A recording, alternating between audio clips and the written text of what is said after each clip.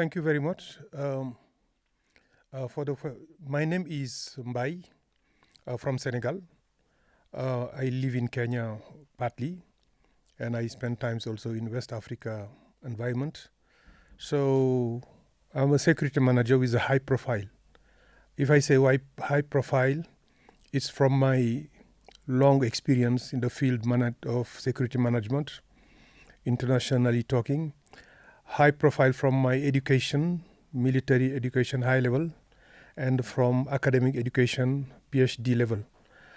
So this is what is characterizing, my profile, I can say. So, and this is what I've been using throughout during my career, which I have just ended from the UN. I spent times with the government and at high profile position as well as a gendarme before I joined the UN, where I stayed 23 to 24 years. So overall, I have served in the domain of security management in the public for the government and for the international through the UN for more than 30 years. Thank you. Souvenirs from my experience from the public security management in Senegal. It was around the years to 1999 to 2000, sometimes like that, 1997 to 2000.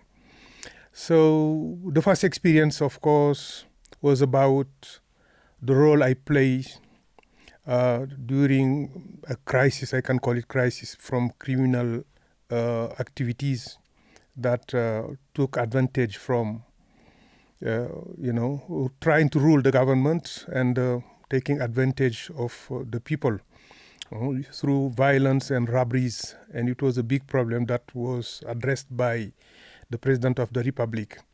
It was a very important role, and I had two deputies. One was called Lieutenant Daoud Diop, and another one was called Lieutenant Bokande. They are both generals today, big people, very great, intelligent. So we had a great team, and we addressed that crisis. And the Senegalese or West African people can remember the two names that characterize this crisis. The two names, one was Ino and Alex. So this was in the years to 1998. And I think it was a great success, which probably has contributed to raise our profile. The second thing I can remember also from the public sector during the time I was a manager in the public security was the time my salary was $800, and someone tried to bribe me with 60 to 70, 80,000 US dollar, and I refused. I don't think it's easy for someone to have that salary and you refuse. And I refused, of course, and I prevented my boss also to be corrupted, to be bribed. The story is long, but it's more, sometimes some people with some political profile, they want to take advantage on law, which I refused. And I realized later, because of the pressure that was put on me at that time, that down the line, there are other people with also who were occupying, certain positions, and they were corrupted, with big money.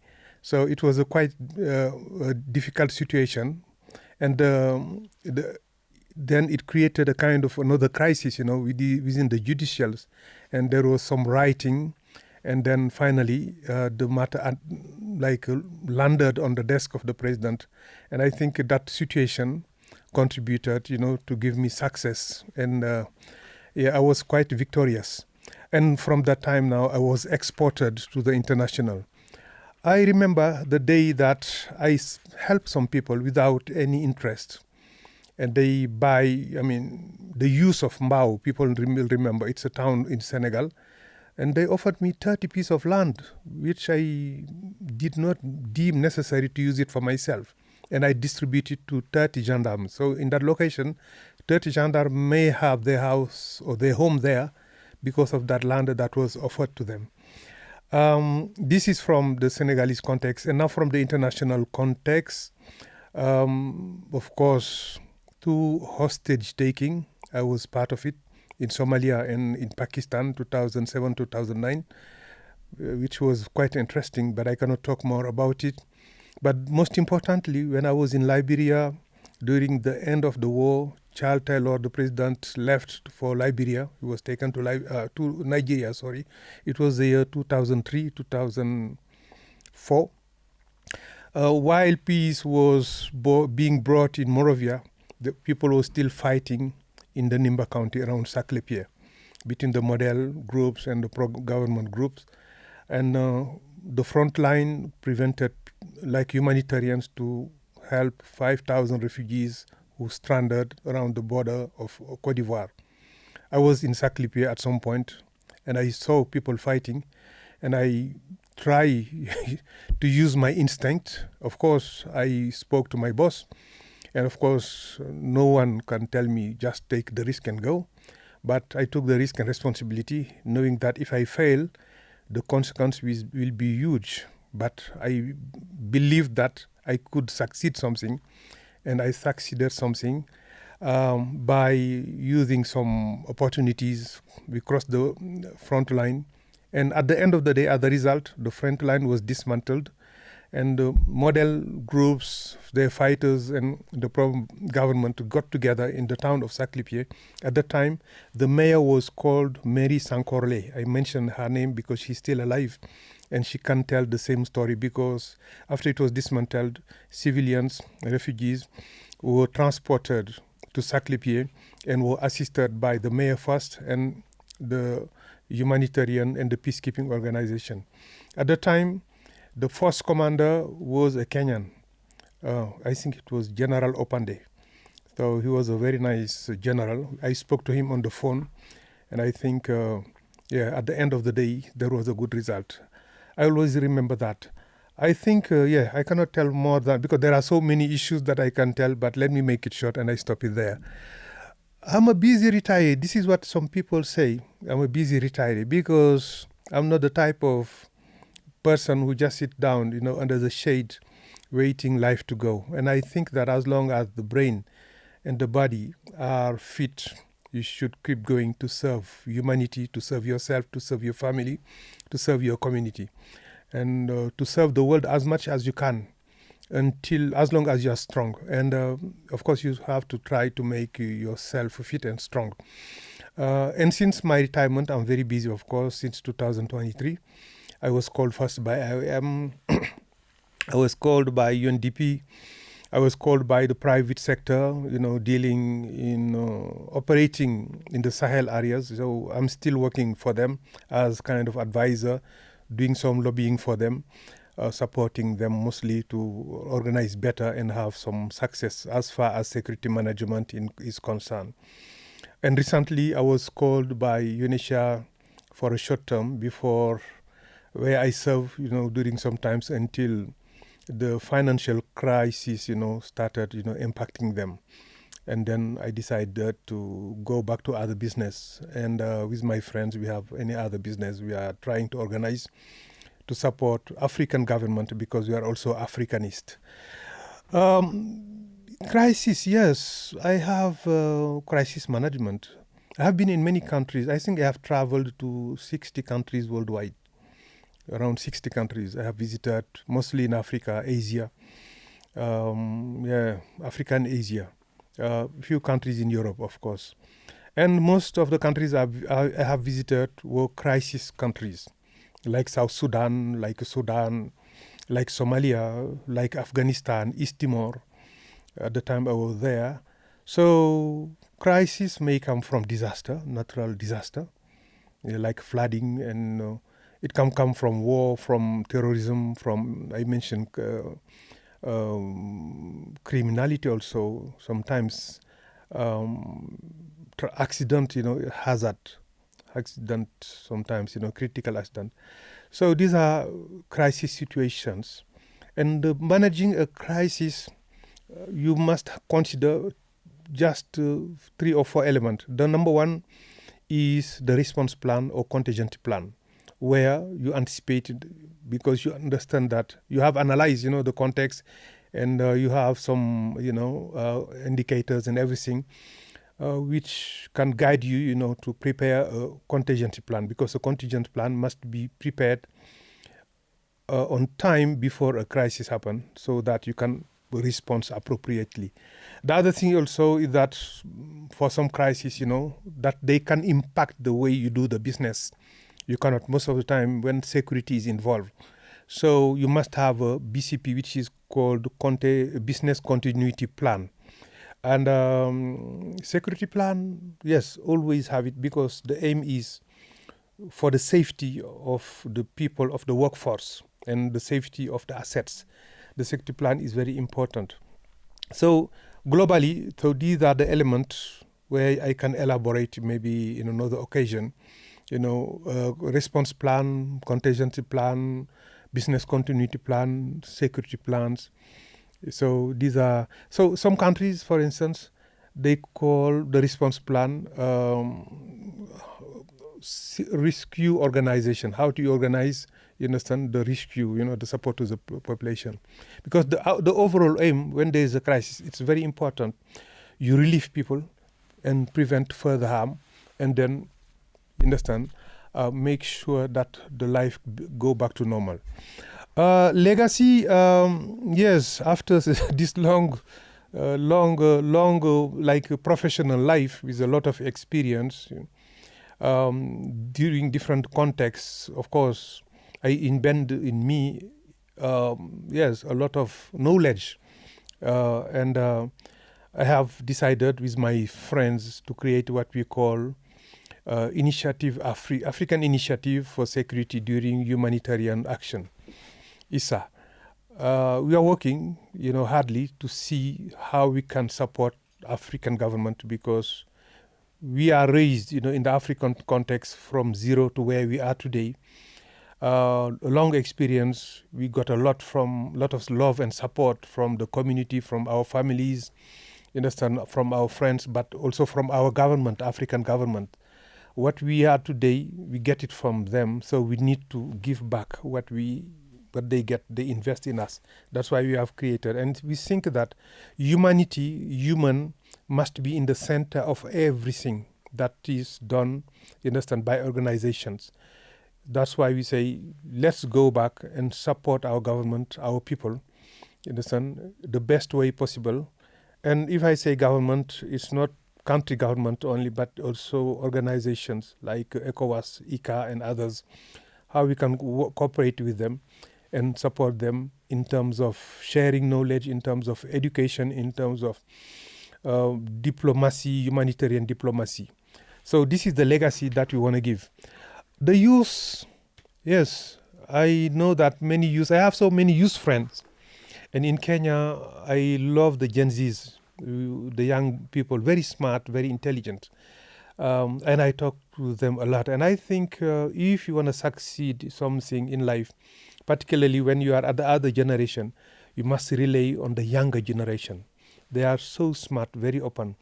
And nowadays, the world is the world of AI, artificial intelligence, where people can learn a lot and use it in their daily life, in their professional life.